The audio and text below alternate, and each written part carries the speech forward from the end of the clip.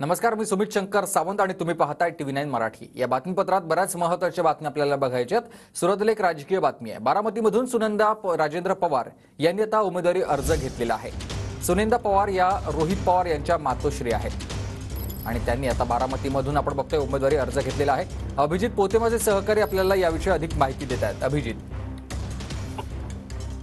सुमित, बारामती लोकसभा मतदारसंघात आता मोठी चुरस जी आहे ती निर्माण झालेली पाहायला मिळते। कारण सुप्रिया सुळे, सुनेत्रा पवार यांच्या नंतर आता रोहित पवारांच्या मातोश्री खरं तर सुनंदा पवार यांनी बारामती लोकसभा मतदारसंघासाठी उमेदवारी अर्ज जो आहे तो विकत घेतलेला पाहायला मिळते। खरं तर 19 तारीख ही शेवटची तारीख असणार आहे अर्ज भरण्यासाठी बारामती लोकसभा मतदारसंघाच्या अनुषंगाने।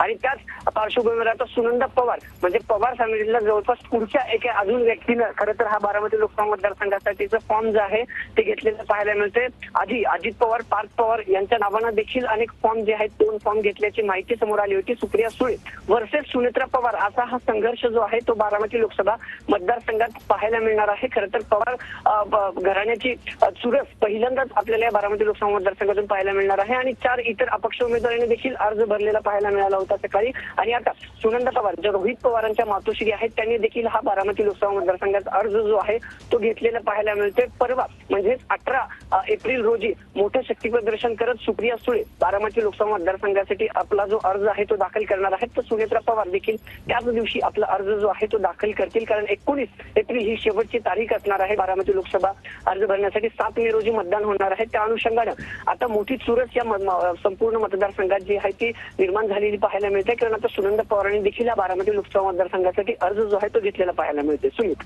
नक्कीच तर सुनंदा पवार यांनी आपण बघतोय उमेदवारी अर्ज घेतलेला आहे। सुनंदा राजेंद्र पवार यांनी हा उमेदवारी अर्ज घेतलेला आहे।